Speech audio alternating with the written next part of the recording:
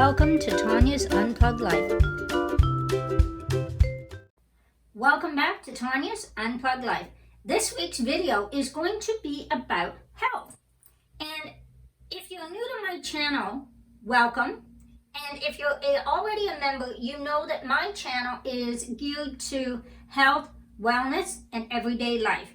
So I kind of talk a little bit about everything. I do vlogging of where I've been, things I've been up to, health, wellness, yoga, Reiki, and today I want to talk a little bit about health and actually an actual disorder.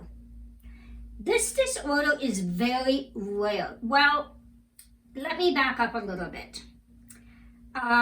This disorder used to be very rare.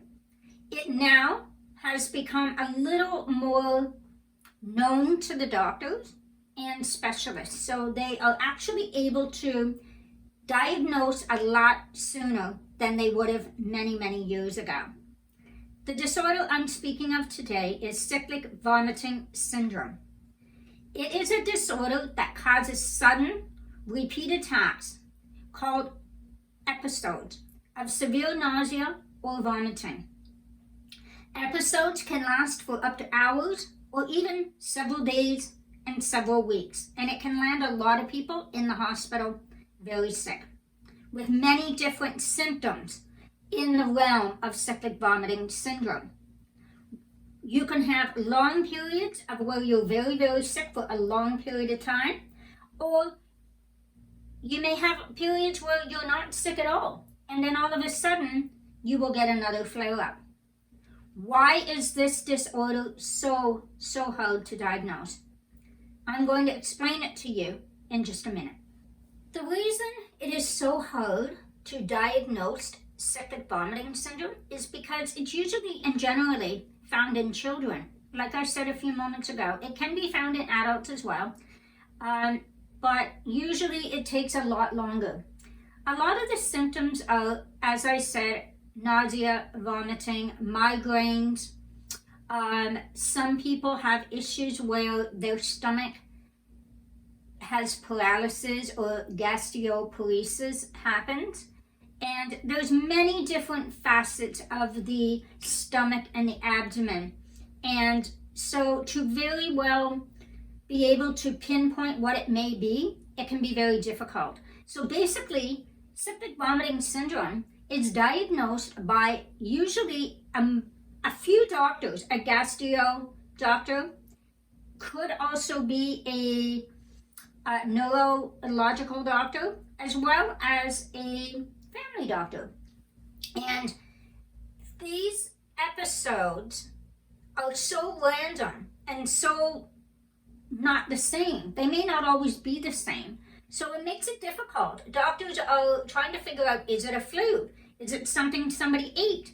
Is it their gallbladder? Is it an appendix attack? Is it just their stomach is upset? This is why it is so difficult to diagnose.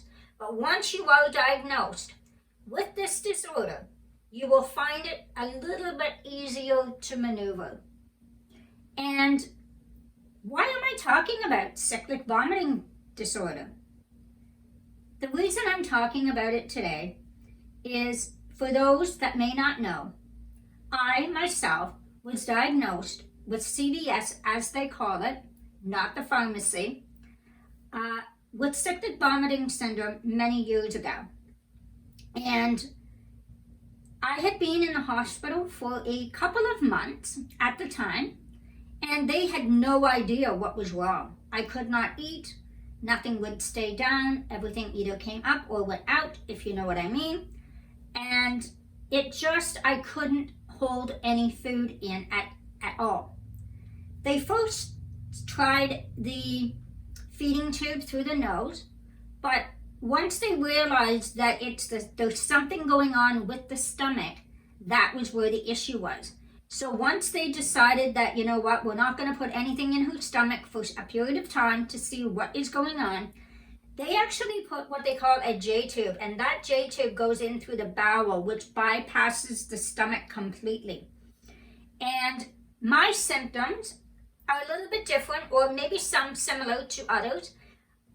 was my stomach completely paralyzed and it would not work. It was not a slow process. It was actually quite quickly. Literally within a few days to a few weeks, I had noticed that I'm just not able to hold any food down. I was losing weight quite quickly, obviously. I'm not a bigger lady to begin with. I never was. I was always a smaller child due to having health issues. And that is where the cyclic vomiting does come in later on in life, that you realize that maybe I've had it my whole life, as a child even. And so this is where it all began. And it has been a journey, and I also want to point out that I no longer have a feeding tube. I am fairly healthy, and that is a lot to do with my doctors, my physicians, my specialists that are very up on my conditions, and they never let a little thing go, because you never know, a little thing can turn into a big thing and then we have a bigger problem. So it's just been a real journey for me in regards to cyclic vomiting syndrome.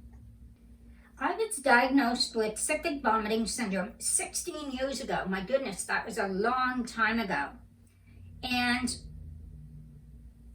at the time, it was very rare that you would have adults, or there was really no Facebook groups, or there was no hospital / support groups around.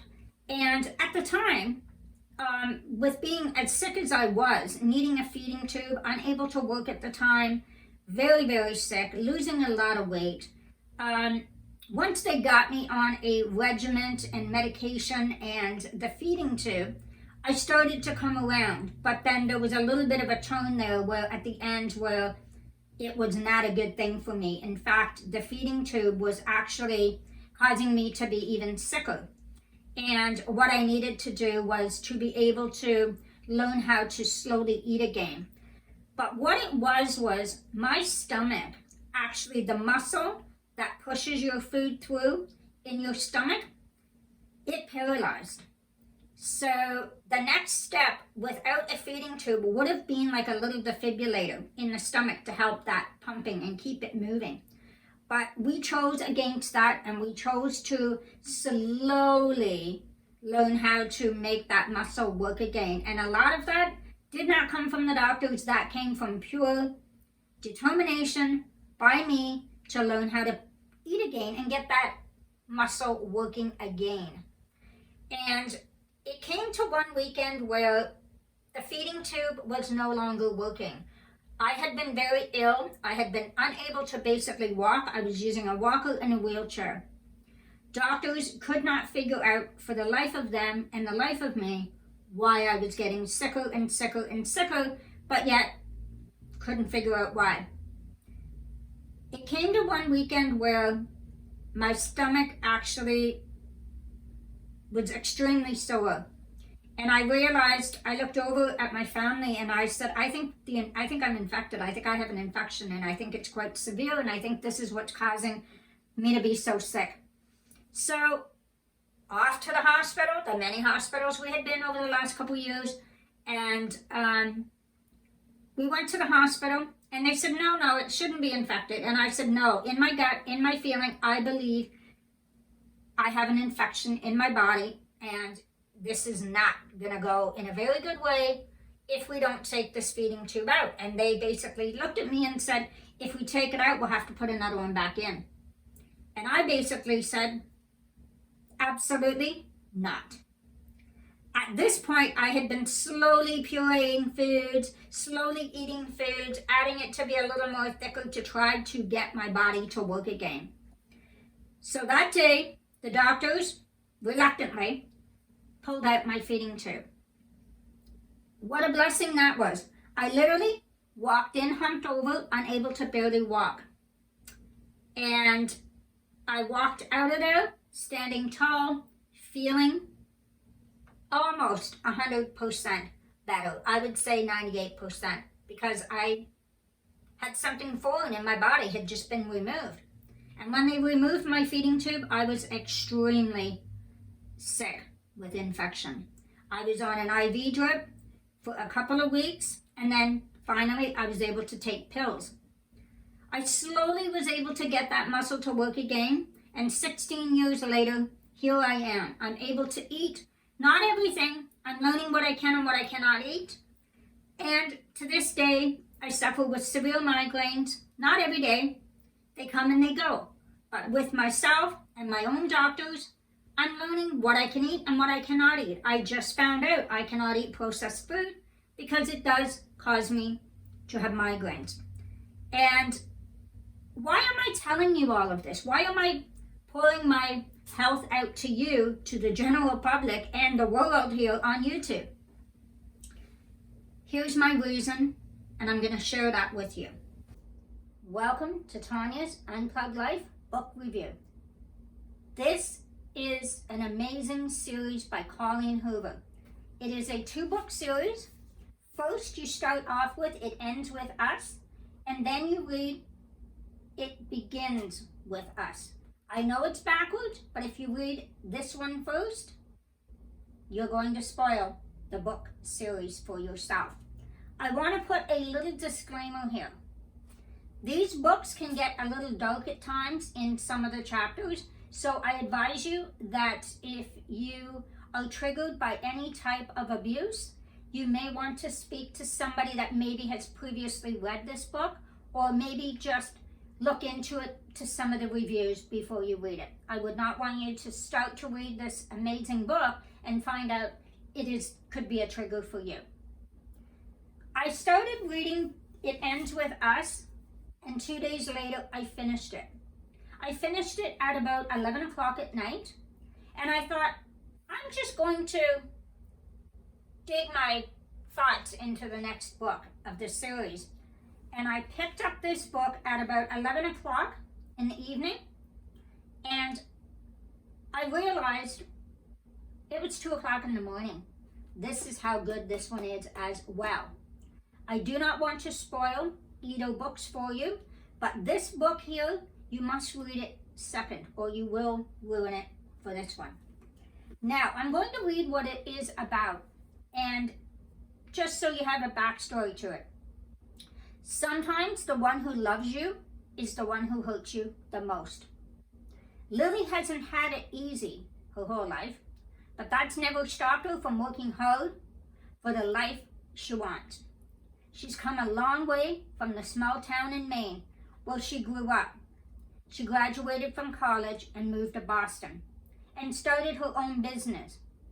So when she feels a spark with a gorgeous neurosurgeon named Lyle Kincaid, everything in Lily's life suddenly seemed almost too good to be true. Lyle is assertive, stubborn, maybe even a little arrogant. He also is sensitive, brilliant, and has a total soft spot for Lily. But he's a complete aversion to relationship is disturbing. As questions about her new relationship overwhelm her, so do thoughts of Atlas Corrigan, her first love, and a link to the past she left behind. He was her kindred spirit, her protector. When Atlas suddenly reappears, everything Lily has built with Lyle is threatened. With this bold and deeply personal novel, Colleen Hoover delivers a heart-wrenching story that breaks exciting new ground for her as a writer. It Ends With Us is an unforgettable tale of love that comes at the ultimate price. I highly recommend this book for young teens, whether you are a lady or a man. I recommend it because it's a book that shows young adults that what you see on the outside in the beginning can change in a heartbeat. And abuse is not tolerated and should not be tolerated by anyone. It can be a vicious cycle in families. If you or a loved one you know is dealing with domestic violence or any type of violence in any relationship, I'm going to put a hotline down below. I am also going to link both of these books in the description below so that you can pick up your own copy. I highly, highly recommend these books. This one took me 2 days, as I said. This one, I'm almost done. It took me 2 hours. These books are all over the internet through TikTok, Instagram, Facebook, Snapchat. And I can see why. Because it's a definite tale of a couple in love, and everything can change, like I say, in an instant. Love can be very fun, energetic, and can take you to your knees sometimes, but it can also be very painful, hurtful, and not expected. So like I say, I'm going to put the links down below if you need them. Thank you for listening to this review. I plan to do many reviews in the near future. So if you liked this review and you liked this video today, give it a like, give it a thumbs up, and please subscribe. I would love to see you in my community and to support you along the way. My videos are about health, wellness, and everyday life. And I hope to see you in the videos. So stay tuned for the rest of this video today. And I hope you enjoy the new series. Enjoy. When you grew up as a sick child your whole life, and you're now an adult, and you're so used to being ill, and all of a sudden, for the last 10 years, you've actually been very well, and you really haven't had any issues with your health. So the reason I'm sharing this backstory as well as this video today is yesterday was something very different for me. As I said, I've been sick my whole life as a child, and you learn to just adapt. You have a flight, as they say, fight or flight. And I did both. I fought to be better, and you just did it. You were sick, you dealt with it, you got better. You were sick, you dealt with it, you got better. You learn to adapt in the journey of your life and in what your life is all about. The reason I'm bringing it up to you today is I've never dealt with emotional stress. I've never had to deal with any type of emotional trauma. I've had a very good life, actually. I have to say, I've got great family, great group of friends, always have. They've always been around me, and a great support system.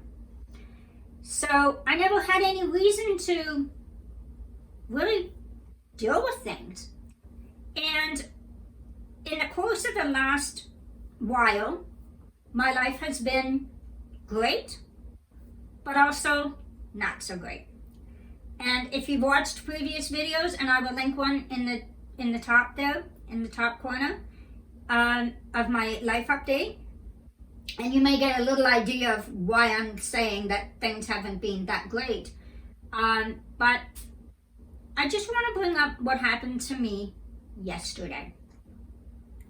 So, as I said, growing up as a sick child, you just learn to adapt. And yesterday, I was standing in line at a restaurant, and there was this beautiful family waiting for their food as well in the lineup. A man, a woman, 2 small children, I would say maybe 5 or 6 years old, if that. They almost looked to be twins, a little boy and a little girl. The little girl was beautiful. She had a little sundress on. Her hair was up in a ponytail, curly blonde hair. So we were speaking to the parents and commenting on how beautiful their children were. And we were just doing regular stranger chit-chat. And as I'm speaking to this family, the little boy, now I do not know what his disease or his illness or sickness was. He had a trach and he had a feeding tube in the nose into his stomach to help him eat. And at the time, I didn't think much of it. But within 1 second, I started to get a lump in my throat and tears beginning to weld in my eyes. I chose to remove myself politely from the situation, as I had never experienced this in my life. And I realized I was having an emotional response to the little boy with the feeding tube.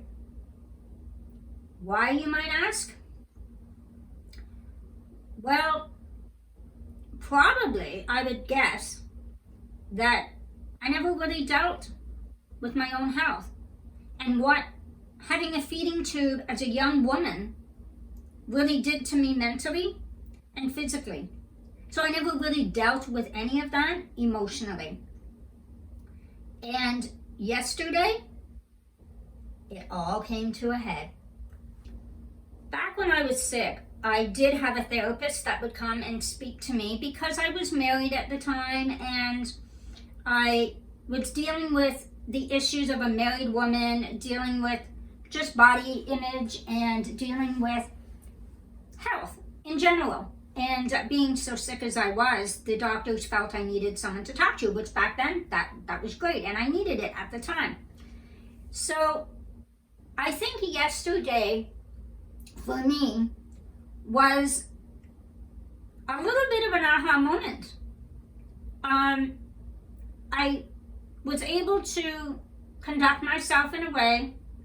I swallowed back the lump, wiped away my tear, and I went back into the restaurant to collect my food. And the family was still there. We continued to have minimal chit-chat, stranger chit-chat, as you would say, and I wished the family a great day. As I was walking out with my food, and I got in the vehicle, and I was able to take a moment and truly digest what had just happened to me. My friends, I've never ever dealt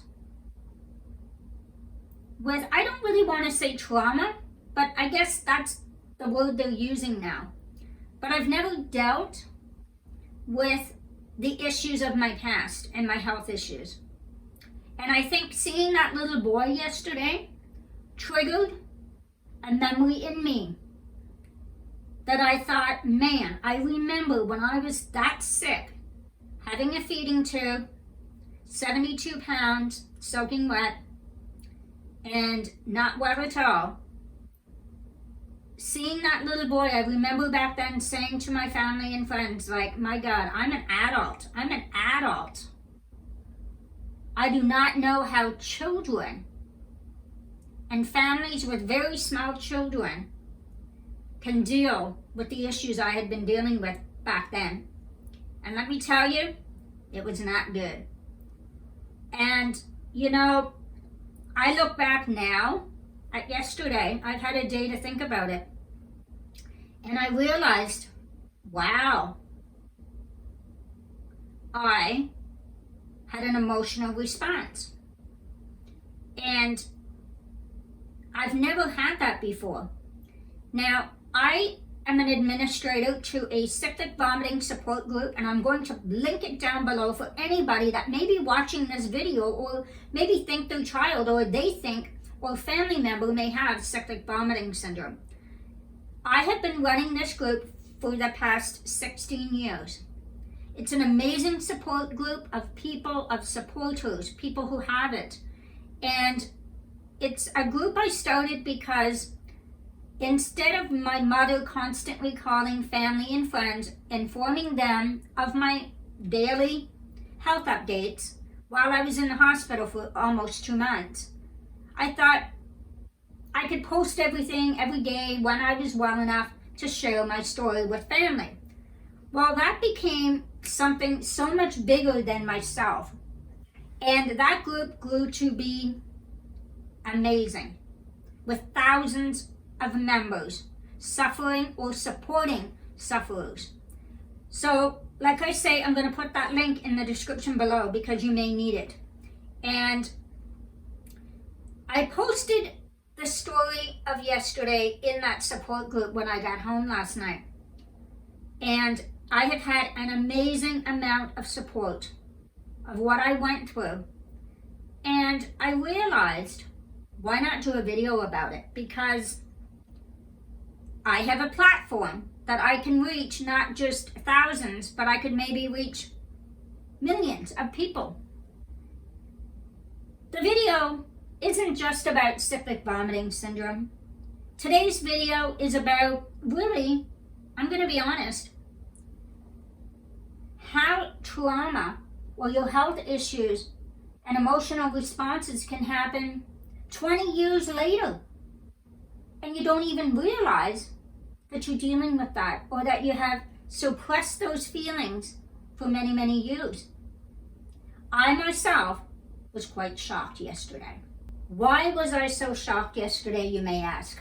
You're probably thinking, well, Tanya, you didn't deal with it back then. Maybe you needed more time. Maybe you should have dealt with it or had more people to talk to. You're correct in a lot of ways. But I did have the support, and I had a therapist, and I had groups, and I had family and great friends that supported me at that time in my illness. But what I don't think I really realized back then is I truly, truly never dealt with it. And when you're going through a lot in your own personal life many, many years later, you find out that little things can trigger.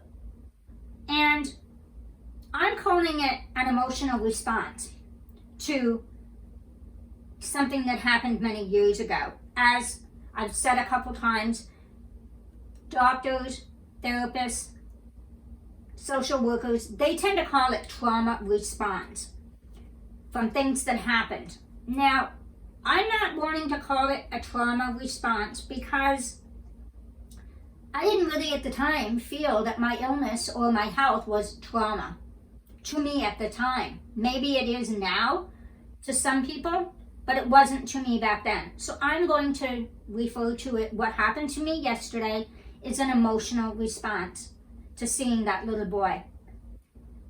Sitting in that car, I realized one thing. Maybe, just maybe, I can use my platform to help others. That, we get sick, we move on. We find out that we're unable to have children at a young age. We just deal with it. But do we really emotionally deal with it? Or we've lost loved ones, or to cancer, to other illnesses, or we're dealing with someone in our family or a close friend who has been diagnosed with cancer now. And we wonder, how are we emotionally dealing with this? Are we talking about it? Are we able to share, not just with our family and our close friends, but are we able to really share it in a way that you deal with it? And after yesterday and dealing with what has happened, I have realized after reaching out to my Cyclic Vomiting Facebook group that I run, that my platform is bigger than just that little group. So in the next while, I'm going to be sharing a little bit about cyclic vomiting syndrome disorder. And if you feel that maybe you know someone who's suffering, or you yourself is suffering, or you are providing for someone or supporting someone who has it, hit the link in the subscribe button. Because like the video, share the video to whoever you may feel needs it. Because I'm going to do a little series in the next little while on cyclic vomiting syndrome, because I do believe it is something and a very rare disorder that I feel this platform I can use for a better good. And I used to do many Zoom meetings about once every couple weeks, and we would get together, maybe 100 to 200 people, maybe less, depending on the week, and we would just chat and sit and chat and talk about things in this group. Across the many Facebook groups, I would run this Zoom meeting. And I realized that it is of great value to many people to have those. So I feel I have a YouTube channel, so what a great value this could be to get the word out as well. So the reason I'm bringing this little video up today is because I want to introduce a little part of me to the community of Tanya's Unplugged Life. And it can be rainbows, beaches, it can be lavender fields and peony festivals. But there's also a reality to my life. And a reality that I no longer have an everyday issue with. Like I just said, I do suffer with migraines occasionally. So it's a platform I can use for good. And after yesterday, I realized my journey isn't over with being as sick as I was 16, 17 years ago. My journey is just beginning. What is that journey, and where does this take me from here? It's a journey of self-reflection, a self-discovery, and a journey of learning that what you have dealt with in your past can come back and bite you as fast as looking at a little child and a beautiful family. And this is why I wanted to share with you today my emotional response to that little boy with a feeding tube. Although at the time it may have been sad for me, as they knew nothing about it. But on reflection, when I got home, I realized it's a new journey. I'm thankful I'm over that part of my health illness, and I'm on a road to an amazing, healthy life. But realizing that one little boy, though he knew nothing about it, can trigger a near 20-year illness many years later. And that, my friends, is what I'm going to be calling an emotional response that triggered me from many years ago. So if you liked this video, please hit the subscribe button, as I am, as I said, going to do more videos like this. And I just want you to know that if you're out there and you're struggling in any health issue, any disorder, any health issues, please know, get the help while you're going through it. Because as though I thought the help I had was helping, maybe I needed more. And I'm going to be honest, I don't ask for a lot of help at all. And I've always been positive, and I always put great energy out into this world, as I know we all need it. There is a surge of a lot of people right now being diagnosed with cancer. And I know myself, in the realm of people, of 3 people right now who are fighting cancer. And as well. I want to talk a little bit about that in videos coming, because it's a disease that we're all touched by every single day. We all know someone in our life that is fighting. And for those who are fighting, I pray for you. Life is short, and God blesses us, and our spiritual guides bless us every single day. We never know what tomorrow is going to bring. Life is short. Get out there and live it well. If you're unwell and you're unable and you're sick and you're not feeling well today, meditate, read a book, enjoy life. Because making memories with those you love is the best gift of all. Thank you for joining me today, and I just want you to know you were never alone in the fight you are fighting when it comes to your health. You may feel like you are in the time, but reach out to communities, Facebook groups, family, and support systems. That is the best advice I can give you in the end of this video. Thank you for watching me today, and I pray you have a great week coming ahead, and that you learn to be healthy emotionally and physically. Life is short. Go on out and enjoy it. Thanks for watching.